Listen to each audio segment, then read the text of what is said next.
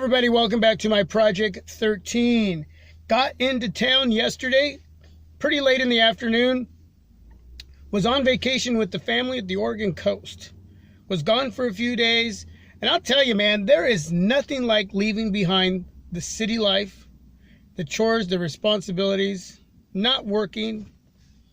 Just being able to head out with my wife and my kids and the dogs and enjoy some quality time out at the Oregon coast.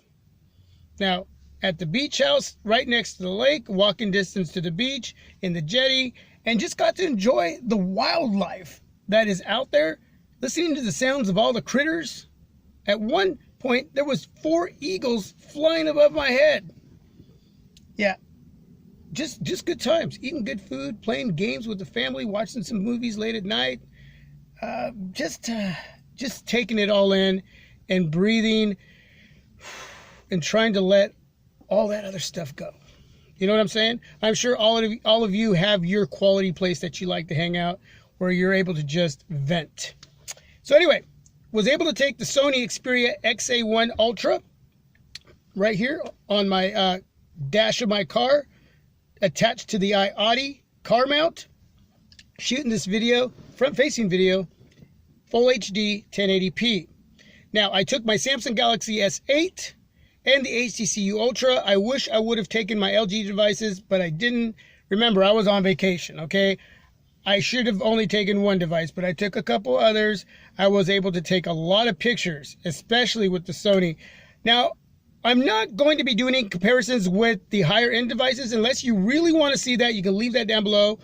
Ask me, hey, what you want to see me do with the Sony Xperia XA1 Ultra. But what I really wanted to do with this device, for me to see if it was a step up from the Sony Xperia XA Ultra that came out last year, the first gen. This is the second gen. Remember, this is the XA1. And compare it to the higher end devices when it comes to shooting video and taking pictures. That's primarily what I wanted to accomplish here as far as any kind of comparisons. If you want to see anything else, you can ask, and I'll try to get to that as best as I can. So while I was at the beach, I was able to take a lot of pictures, shoot video, and use the other devices and take the same exact pictures. They couldn't be the same exact video, but close enough. But the pictures are pretty much, with all 3 devices, the U11, the S8, and the Sony Xperia XA1, I was able to take the same pic with all 3. So you're going to be seeing those comparisons coming up in the next week. Hopefully you dig that. Right after this part of the video, I'm going to go directly into another part of the video where it's going to show you a little clip of the ocean, little video, about 15 seconds with the Sony Xperia XA1.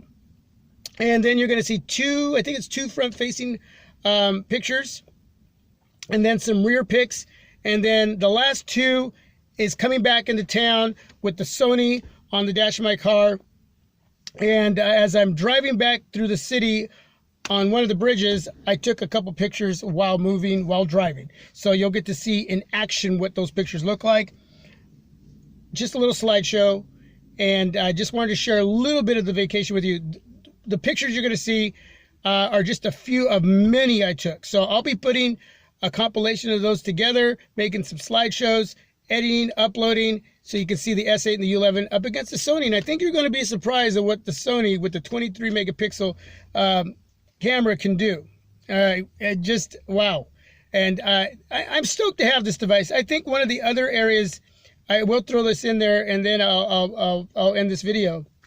The Sony Xperia XA last year, the worst thing, or area I shouldn't say thing, area, was battery life. But even though it was not that good, I was willing to deal with it because so much of the rest of the device was so good to me that I was willing to sacrifice plugging it in once or twice a day just to get through, because there was so many other good things going on with the Sony Xperia XA Ultra. Now, so far with the XA1, battery life is about 45 minutes to an hour more of screen on time. So even though it's got the same 2700 milliamp battery, I'm getting better battery life. It's a better optimized device internally. Okay, specs are a step up. Now, I'm not going to get into all that. I'll talk about that later. but everything is a step up, and it's just better optimized, well-rounded, and I'm getting better battery life already. It's not the best still, but for a 2700 milliamp battery, to go from 3.5, 4, 4.5 to 5 to 5.5, depending on what I'm doing, to me, that's worth it. Now, it is $400. You have to determine whether you want to pay $400 for this device or not. But I'll talk more about this device later. Enjoy the video. Thanks for being a part of my Project 13. More to come. Peace. God bless. Please subscribe, share, donate.